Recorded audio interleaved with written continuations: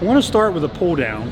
Now, probably the number one thing I see people doing wrong on a pull down, I'm sure you've seen this in a gym, I call it chest cave. So when you're doing a pull down, ideally you want your sternum lifted like this. You don't have to have a crazy arch, but just have your sternum lifted, okay, right here.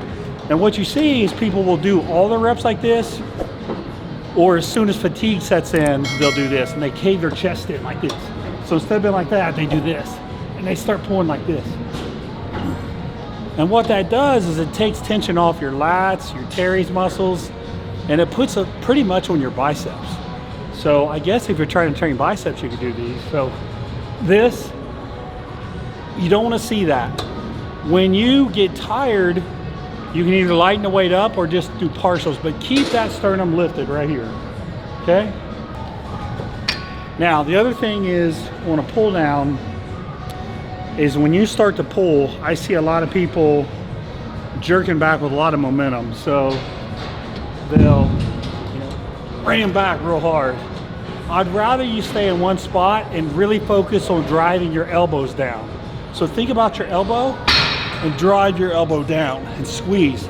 So as you're driving your elbow down, squeeze your lat, as opposed to just jerking it with your back, your lower back. So now let's talk about a cable row, because most people have access to a cable row.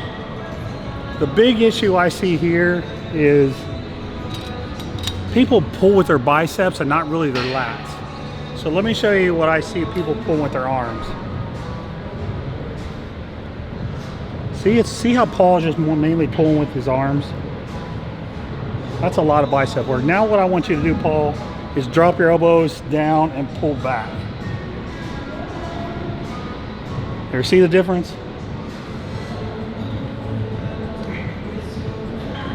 Think about, remember what I said on pull down about drawing your elbow down? On this, think about drawing your elbow back. So don't think about your arms pulling like this. Think about just taking your elbow and moving it back. Okay? All right, good. Let me show you how it looks when I do it too. So, and a lot of times what happens is when people go real heavy, you'll just see them, a ton of weight on here, they're just doing this. A lot of bicep, right? This as opposed to this. There's a big difference there. So, I want to see this. I want to see this. Draw your elbows back and squeeze your entire back. Your lats, your rhomboids, everything. Squeeze it all. Now, the one tip that I gave on the pull down about when you actually start the set and using momentum applies to this too. So you'll see people starting, they'll do that to start, they kind of launch the weight, and then the weight's right here before you even have to do anything. So the row is simply to here. You don't want to do that. So start it here and pull. So none of this, okay? That is how I think you can do low rows more effective. Okay, another equipment tip for your back. Should you use straps, should you not use straps? I would advise you on your heaviest sets to use straps, because your grip's just not going to be as strong as your lats. So you're really going to shortchange your lats in terms of using the most weight that you can with your lats, because your grip will give out. Now, I wouldn't use them on every set, okay? Don't get kind of addicted to them. But use them on your heavy sets, like a dumbbell row or, even a pull down or a chin. But try to save them for your heavy sets. This is a Versa grip here. Normally you see me wearing the Elite FTS straps where you just slap it on and grab and go. This is what I have with me today. But just use a good wrist strap when you get to your heaviest weights. Not using a wrist strap is an absolute surefire way to limit how much you can train your back. Okay, so keeping with our theme of basic exercises that most of you are all doing, we're going to do a dumbbell row. Now, the three things I see on the dumbbell rows that I'd like to see you not do is, number one, when you're rowing, I don't want to see a twist. So I don't want to see this. If you look at the lat contraction, there's really not a lot going on there. You just have this oblique motion. So when you're doing your row, resist the temptation to do this. I want you to keep your shoulders square and drive with your elbow. You notice the theme there of driving with your elbow is that really is so key for all your back stuff. So no twisting is number one. Now, number two, again, another common thing that I've mentioned, it's don't turn into a bicep exercise. So I don't want to see this, okay? I want you to lead with your elbow, okay? Elbow, not this, elbow. So focus on driving that elbow up. Now the other thing I would say, the third thing is, the standard way to do dumbbell rows has always been on a bench like this. That's how we've always done them. I'm not gonna say they're bad, but what I would say is I would rather see you have a more stable base. So I'd rather see you do them like this, okay? Right here. So I got a good stable base, I'm not rotating, and I'm not pulling with my bicep. I'm actually driving with my elbow. All right, Paul, let's see how you do. Let's review Paul as he goes. Oh boy, all right. Start with that left arm. Good base here. Okay, I don't like where he's grabbing a dumbbell. I'd rather him grab it in the middle. See how dumbbell's tilting? That makes it a little too much forearm for my liking. That's still a little high. Come down a little bit lower on the dumbbell. Yeah, try right there. I like that better. Now he's got a little bit more lat. You see how hard that is for Paul? With that form? Paul is incredibly strong. But when you use form like this, now all of a sudden the weight becomes much more challenging. Yep. It's much more of a challenge. It's much harder that way because you're not using momentum to jerk it, right? Right. It's much harder that way. Yeah. There you go, low rows. Now, here's another tip. These are very tough, they're very demanding. And when you go all out on one side, do 8 reps, 10 reps, 12 reps, like I just did, you'll be out of breath. So now if I jump right on my other arm, I'm gonna lose reps, I'm gonna be tired. So in between your sides, I would advise you to rest, take 2 minutes, catch your breath, so you can go hard. Now, you don't need to do that on your warm-up sets, obviously, but when you go to the heavy sets that are exhausting you, you've gotta slow down. You don't have to do one side immediately after the other. Set the dumbbell down like I'm doing now, give it 2 minutes, and then go back and hit the other side. That'll help you a lot. All right, keeping with our theme of basic exercises that most people are doing, I want to talk about a barbell row now and why you may not be growing doing your barbell rows. Number one is, I would say, don't be afraid to use your belt on these when you get to the heavier sets. I think a lot of people, their lower backs, maybe not as strong as they think it is, and it'll give out before their lats will give out. So I would wear a belt when you get to your high sets. Now, I will say this though, I would try to not use a belt as long as you can to build up that isometric strength in your spinal erectors. But when you get that heavy set, you're just gonna need a belt. And also that last tip I gave you on straps applies to this too, or any back exercise, pretty much, not all of them, but when you get that heavy set, you might want to use straps. So what about the barbell row in particular? Number one, this is the exercise that I just see way too sloppy form, just way too sloppy.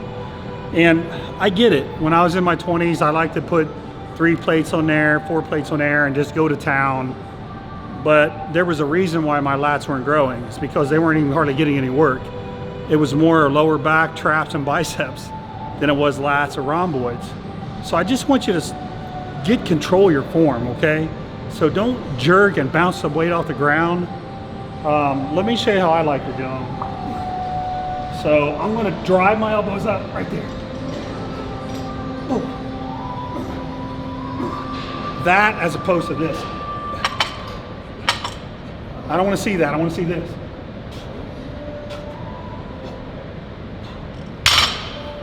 So keep that form tight on these. Just doing the 135 pounds there, I can feel my back working really, really good. So that's number one on the barbell row. The other thing I would say about a barbell row is keep the bar in tight when you let the bar get out in front of you, I've seen so many people injure their lower back. All that stress shifts to their lower back. The weight gets on the balls of their feet.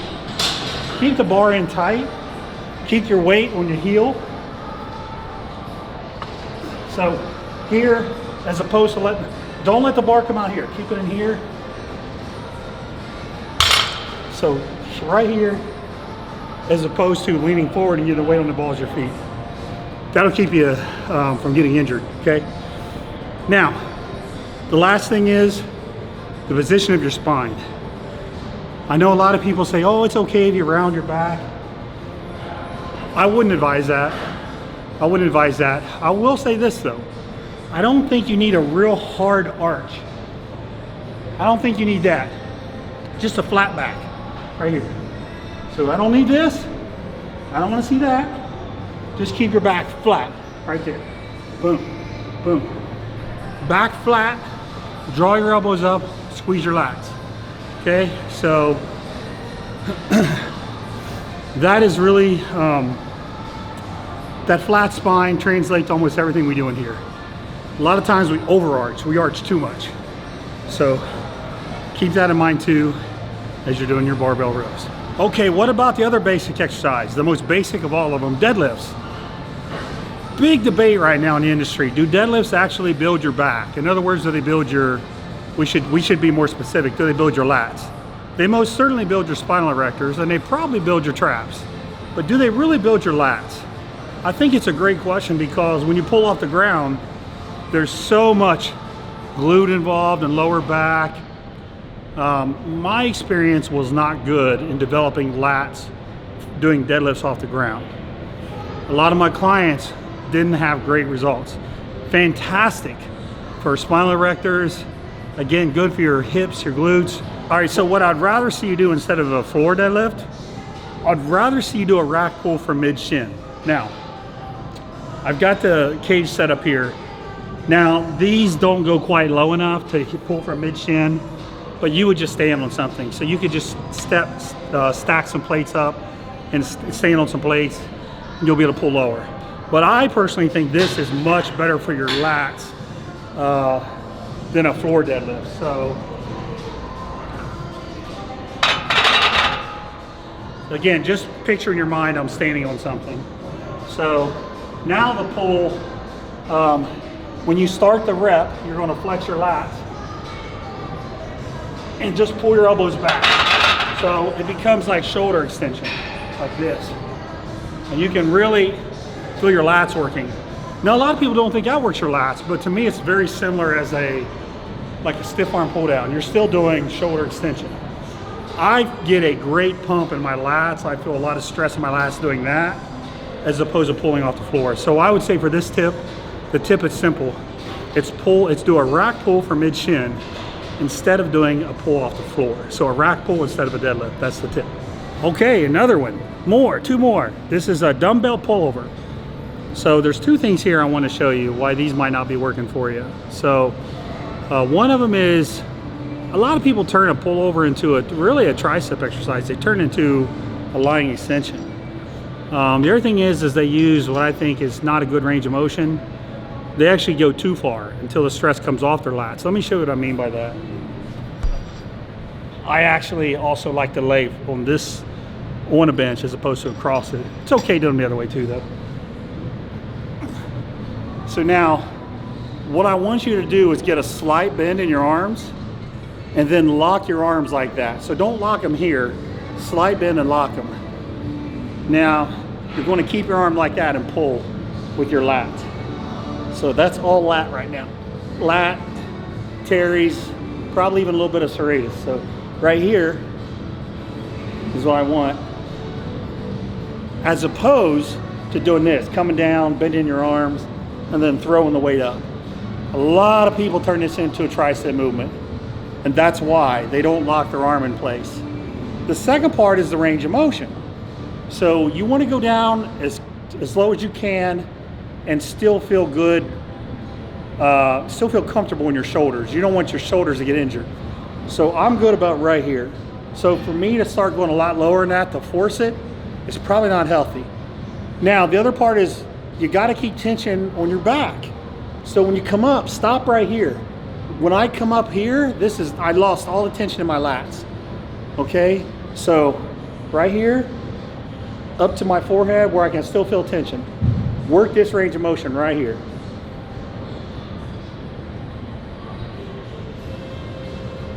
As opposed to bending your arms and throwing the weight up and coming right here.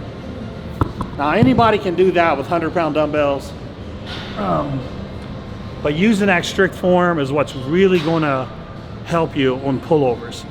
Great basic movement right here. So there's 2 more. Okay, so we've come to our last basic exercise for back. This is more for your lower back or spinal erectors. It's the Hyperextension Machine, one of my favorite machines. Very underrated. So the first thing you want to do is you got to have it set up so that it hits your back. And what happens is people get the machine too tall for them. So for example, here's how I look. I got this set up for me right now, so it's set up good. So I'm right here. Now, what I see a lot of people do is they have it set up too high. So now I can't get range of motion, it's jamming into me. Or they have it set down too low. Now all of a sudden I just put all the tension in my hams and glutes. So if you want to do hams and glutes, that's fantastic. But we're talking about back today. So now look at all the pressure, it's right here. So you've got to have the height set up correctly. About right here. Okay? Right there. Now the second thing is, well, what do you do with your actual spine? How far do you come up? I see a lot of people come up real high. They'll come up all the way up like that. I want you to just come up until your spine is flat. There's no need to hyperextend. I know they're called hyperextensions, but there's no need to come up past that point. So what I want you to do is I want you to come up to where you're even, right there. So make sure the machine is set up at the right length. Make sure you're using the right range of motion, keeping tension where you want it. Those are going to be the big keys in using this machine to strengthen your spinal erectors.